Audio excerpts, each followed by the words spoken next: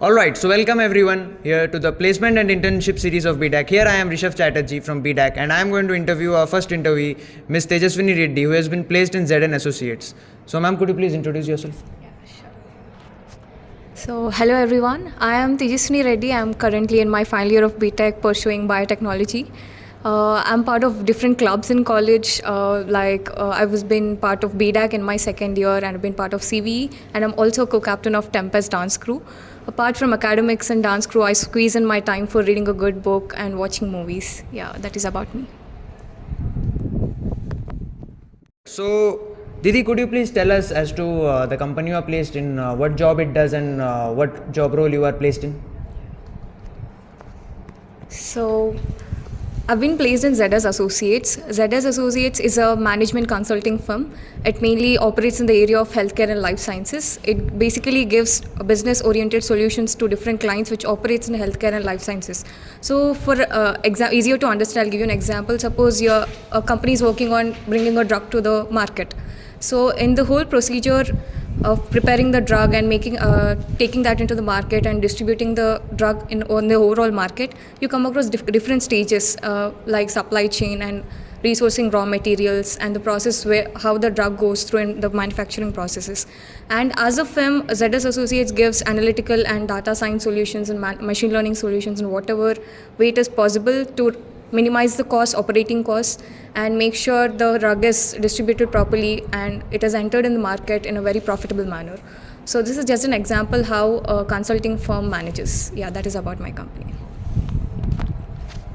So, could you please also tell us as to which job role you are placed in and what inspired you to take the job role? So I've been placed, my role in the ZS Associates is Decision Analytics Associate. So I work with data to gain insights from the data which help in making business decisions. So in my first year, I didn't have a fixed idea that I'll go into this role, that I'll pursue this role as my career. But in my first year, I've explored all the different domains. I've done DAC for some time to get into SD role. I've also explored data science. I've also explored consulting and management roles also. But after practicing all this for years, and in my second and third years, I have come to this conclusion that I enjoy problem solving. But more than that, I'm interested to use this problem solving skills to give business insights, derive business insights from this. So that is how I've landed in this role, what I'm currently pursuing in. So, could you please tell our viewers as to what resources you utilized for your preparation, because many guys are confused as to what resources they should use. Yeah, resources, there are like plenty of resources available online. So the path what I followed is YouTube was always my go-to resource whenever I wanted to learn a particular skill or whenever I wanted to know about a particular domain.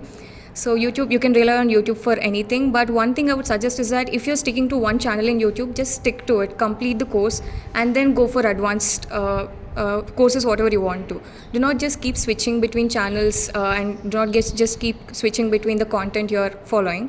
That is one thing. And the other one is I used to follow, there is one notable resource I've used in my preparation, that is IIT Guwahati's summer analytics and winter consulting courses. The course structure is really very, very good curated, and this is a very good starting point for you in order to explore the domains of consulting and data analytics as well. That gave me a good starting point in order to dive deep into those domains. And I've also used case study books in order to understand case studies properly, and I used to solve guesstimates along with my friends. And the other one was I used to read newspapers and blogs related to machine learning in order to understand what is running right now in machine learning and how do you solve different like high level end problems using algorithms. That is how I used to keep updated with the newspapers and blogs. And also one more thing, ChatGPT. I've been introduced to ChatGPT in my second year, and from then I've extensively used ChatGPT for whatever use I wanted to, whatever doubts I had. So if you know how to ask ChatGPT properly, then you will get the right answer for sure. Just learn how to give a good prompt to ChatGPT, and it can help you in many ways. Yeah, that is about all the resources I've used. As you mentioned about the resources you utilized during your preparation, so one thing that many freshers face is that while preparing for a particular job role, they face many doubts and they have to reach out to someone so for help. So how did reaching out to seniors help you in your journey, and how important is it on part of freshers to utilize the experience of their seniors in order to get placed in their particular job role?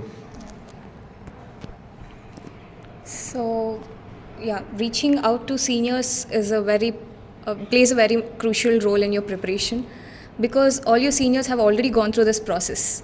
So they know what mistakes can be made and what mistakes they have done also. So reaching out to them can clear the noise from your end for the preparation purpose, that these mistakes cannot be repeated by yours. My seniors helped me a lot in selecting the resources, correct amount of resources and good quality of resources in order to go along with my prep. They give you good guidance as well about different domains which are available for us, and they give you a lot of exposure towards what other opportunities you have ahead, so that you can apply your skills as well.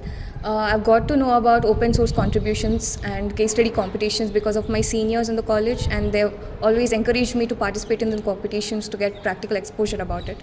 So yeah, reaching out to seniors can reduce your work to a good amount. They can clear the noise for you while going through your preparation. So any failure that you faced during your preparation, and how did you keep yourself motivated during those tough times? So I wouldn't say it as a failure, but sometimes it's really exhausting when you're preparing consistently and sometimes you don't see the result immediately. Like you're solving some problems today, but after 1 week of consistent preparation, you will be not be able to solve some new problem which arises. So that during that time, you do not. The only key to not feel not motivated is just take a break. Take 1 or 2 days break, and then reflect back on what went wrong, in how many ways you can improve your preparation. Reach out to seniors who have already done that before. They will tell you the things which you should not repeat. So I used to take break if I didn't feel motivated enough to prep, and then take 1 or 2 days rest and come back and prepare. Yeah, that is what I used to do. Yeah, that is what.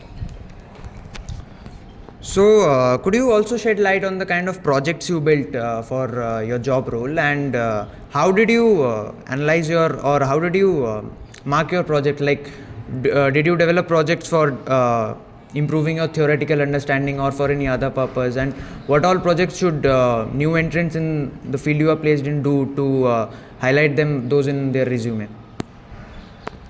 Sure. So coming to projects, you should balance the theoretical understanding as well as the practical application as well. I used to track my projects in such a way, and I used to track my understanding in such a way that, see, whatever I'm learning, I used to apply this in real life applications, real life problems, in order to track that how well I'm able to apply whatever I've learned.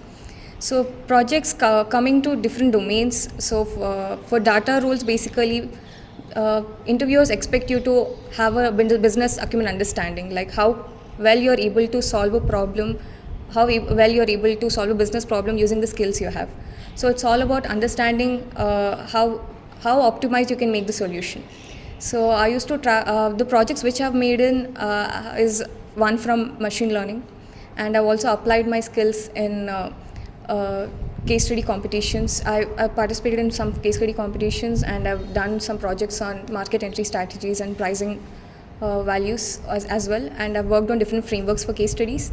And I've also worked on some visualization tools in order to visualization tools is not just about operating, knowing what formula to use where and all, but to understand what the business solution needs and understand the core problem, and then apply what KPIs are needed to put in for visualization projects. And one more good project I had in my hand was from biotech core, that includes that I mixed biotech core plus my data analysis skills, which I worked on immunoinformatics, that is for vaccine modeling. I need to shortlist the peptides which are that's responsible for some disease, and it had a very huge data set, but I used my data analysis skills and to cut short the data and deal with the data as well. So practical application of my skills made my understanding better and problem solving skills better. Okay, so you mentioned in the beginning that you have been a part of BDACC in your second year. So how did joining BDACC help you in your journey? Yeah, as I've told you, yeah, seniors clear a lot of noise in front of you. Like you have hundreds of thousands of resources available for you online, but you need to choose the 20% of resources which can cover the 80% of syllabus or the 80% of things which you could do. So that quality of source, choosing quality of quality resources, seniors can be a very much help during selection of resources. And I've got exposure to different competitions and internships available from my seniors in BDAC. They always encouraged us to participate in competitions and contribute to other open source contributions as well. I've got introduced to Kaggle because of BDAC seniors, and I've used Kaggle since then extensively for choosing data sets and working with machine learning algorithms and everything. Yeah. Okay, so could you shed light on the kind of misconceptions that prevail regarding data and analyst roles? Okay. So one common misconception that people have regarding data roles is that it's completely based on tech. See, learning skills like machine learning, SQL, and Python is important, but having an understanding of business ideas and how you can solve a business idea using these skills is equally important as learning technical skills as well. You need to practice technical skills in such a way that how you can implement these in the real life problems. That is one misconception. Another one is data roles are not isolated, guys. So you don't work by yourself when a project is given. You need to communicate with others. You need to collaborate in a team. As a team, you need to understand what they are doing, and you need to communicate your ideas properly. So apart from technical skills and business understanding, you also need communication skills, how well you can collaborate in a team as well. So that is one advice I would give all the juniors is also to start communicating your thoughts properly about what is your understanding about this and how you can apply to this business. Yeah. So, what all different kinds of job roles are open for those interested in the field of data science and analytics? So, as you know, suppose if I say there are 100 companies coming to college, in that 60 to between 60 to 70 companies come for more of SD roles and web development, those kind of roles. And in remaining, it's more of data science, data engineering, and data analyst, and plus some correlated roles. While the names data engineering, data science, and data analyst designations are given different, but in an entry level, in a freshers level, the companies which come to recruit juniors, they don't expect you to know the big technologies like Spark or Azure in data engineering, or they don't expect you to run neural networks on data science. So the main, you need to have a strong foundation in basics, that is business understanding, Python, machine learning, and machine learning would be a great advantage compared to others if you learn it. And having an understanding of visualization tools is also a plus point. So these are some roles which you can apply for, but the main skills which you need for these roles is again SQL, Python, Excel, using having a business understanding and how to solve it. Yeah. So, one doubt that many of our viewers would have, especially from those from the non-circuital branches, they think that whenever any company comes to the campus, some sort of preference is given to CSE, C guys. So, would you shed some light on whether such preference does exist in the minds of the interviewers? Okay, so coming to SD roles, obviously there is bias. They prefer CSE people over other branches. But coming to data roles, I personally have not faced any bias regarding data roles, because whatever I was able to attempt all the, having a good CG is safe to attempt all the OTs which are available for us. So generally data related roles companies have a CG cutoff from 7 to 7.5, most of the companies. So having a CG above 7 is plus. But there are companies which put no CG at all, no CG cutoff at all, and 6.5 as well. But whatever is available, you need to make the most out of it, yeah. So have good projects on your resume, and I also suggest you to make different resumes for different companies and different roles as well. So for example, if a company is coming for a role such that more management skills are needed, but having the designation data, you need to increase the section of positions of responsibilities in the resume more. But if a company is more related to tech, you need to increase the section of work experience and projects more. So you need to fill your resume in such a way that the interviewer is impressed by your work and how genuine you were doing the work. The interviewer just seeks that. So yeah, I personally didn't see any bias from other branches for coming to data roles, because I was able to give almost all the OTs which were open to all the companies, all the branches. And interviews were also smooth, and it's just at the end it always boils down to how impressed the interviewer is by your work. Alright, so Didi, I would like to ask you one more thing. Like non-circuitous branch students have a problem in time management as to their core subjects are not at all related to the field of data science. So how should they manage time and how much focus should they put in their core subjects so that at the time of placements they don't get stifled due to low CG? So could you please elucidate it? Yeah, so coming to time management, so in non-circuitous branches, I would say just listen to classes properly. That is sufficient so that you won't end up being worried during NSEMs, and you do not have to prioritize your exams during NSEMs. So that is hard, I must say, but try listening to class as much as possible. Also have the strategy, like you have suppose 5 subjects, and I would say maintaining 7.5 is more than enough, but on safe side, yeah, 7.58 is recommended. Listen to classes properly, then reach out to your classmates who have already listened to classes so that you can crunch out the time, understand the concepts properly before exams. That is one, how you can manage your core subjects. And consistent effort is needed. Like if you do 2 days and take a break for 1 week and then again start 2 days, that is I would say the 2 days are also waste. So just have a consistent preparation. When you start one day, just try taking it till 15 days so that you'll have a progress whatever you have started on. So be consistent in your prep, at least 1 hour a day, at least half an hour a day, whatever it is, just be consistent in your prep so that you won't forget whatever you have learned. And keep applying the stuff you have learned so that you won't there is some significant progress on whatever you have learned. Keep applying on projects, see for competitions outside available, ask your friends to join and learn collectively, collaborate, interact with other branch people as well so that you'll know, okay, these are the projects that are open for me as well. Yeah, so that is about it. So one last question on our part, Didi. What are your suggestions for those aspiring in the field of data science, especially for first and second years? How should they begin and how should they proceed in the path? So one thing I would tell you is to make your portfolio and resume impressive to the interviewer so that you have very good chances so that they do not end up rejecting you.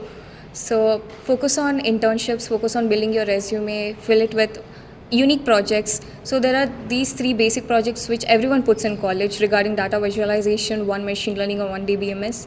But make something unique that is not same aligned with everyone that does in college, and make it as genuine as possible. The interviewer always sees that how genuine you were in making that project and how genuine you were in learning that skills. So that make sure you stand out in the resume by putting unique projects and unique internships. Always seek out for different kinds of internships where you can learn your work and participate in as many competitions as much as possible. And also one more misconception which juniors have is that learning many tools can give you good chances of getting selected, but that is not the case.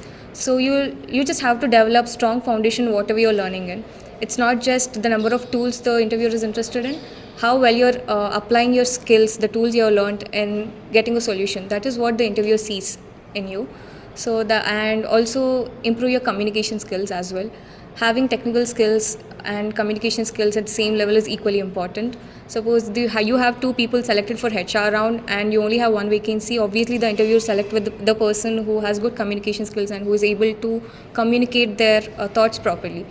So yeah, keep talking to others. Do not be afraid of talking in front of a huge amount of crowd. And from my internship experience at Fractal as well, I've learned this. Having presentation skills is also important. Equally about, it doesn't matter how well you completed the work, how well you present it to the clients and the business people over there also matters. So focus on that also, guys. Yeah, that is one, I think. Thank you. We would like to wrap up our first episode of our placement series. So thanks a lot, Tejaswini Reddy, for coming here and sharing your experience. So guys, do like our Instagram channel and share and subscribe our YouTube channel to get more updates regarding this different roles in the field of data. Thanks a lot.